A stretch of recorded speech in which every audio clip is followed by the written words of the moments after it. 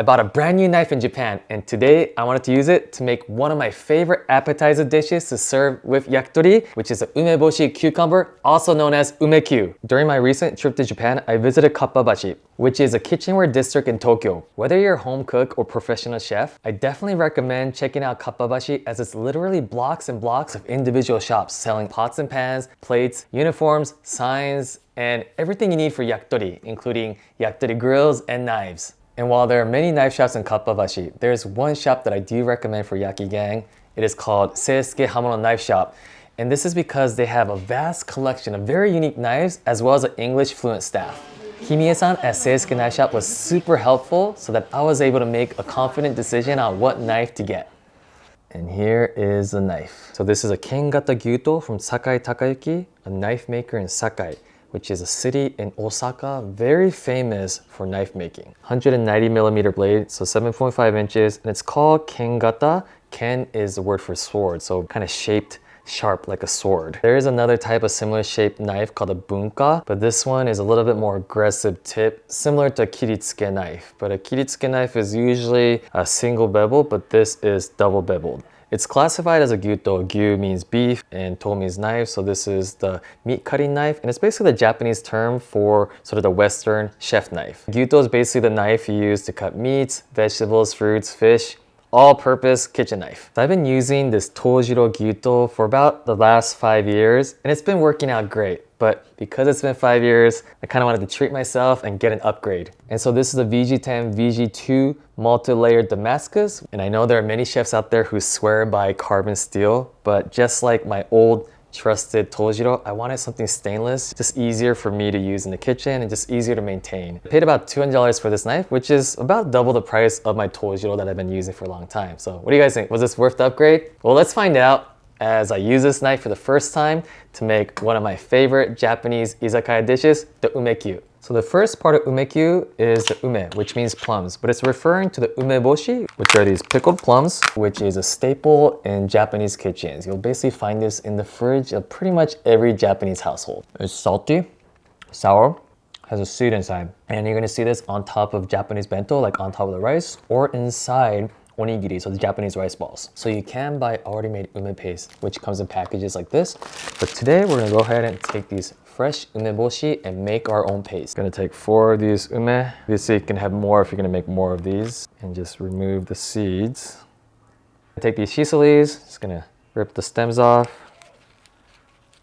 Roll it. Take some green onions. And we're gonna take the ume here and just mince it all up.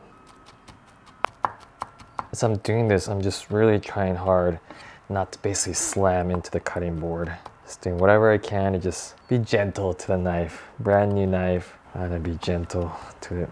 But knife is equipment, so it is gonna get used up. And if the sharp edges wear off, I'll just sharpen it with my whetstone. So not too worried about it, but if I don't need to slam it, because this basically just by just cutting it like this, letting the knife's edge make this into a nice paste. If it's just ume, it's pretty sour and tart, but with the shiso, it's a nice herbiness, and the onions provide a little bit nice, sharp, maybe a little bit sweet aroma as well. And this is the consistency we're going for.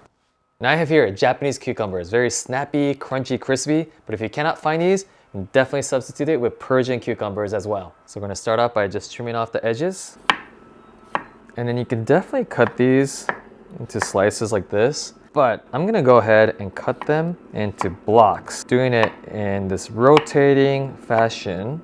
And what we're gonna get are some of these kind of random shaped sizes.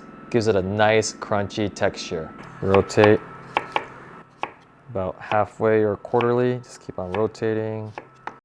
Okay, so we got something like this. Take ume on top.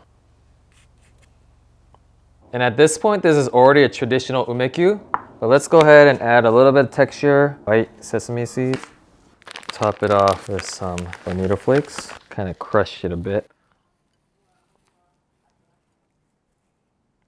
And then for the finale, add a little bit of the shiso right here.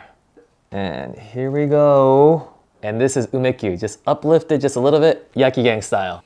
Okay, so you're gonna mix this up so we can get all the paste on all the cucumbers. Basically, you're gonna eat while you drink as you wait for the yakitori to come off the grill. So what do you guys think about my new knife? I'm actually quite happy with it. It performed extremely well and it just looks really cool.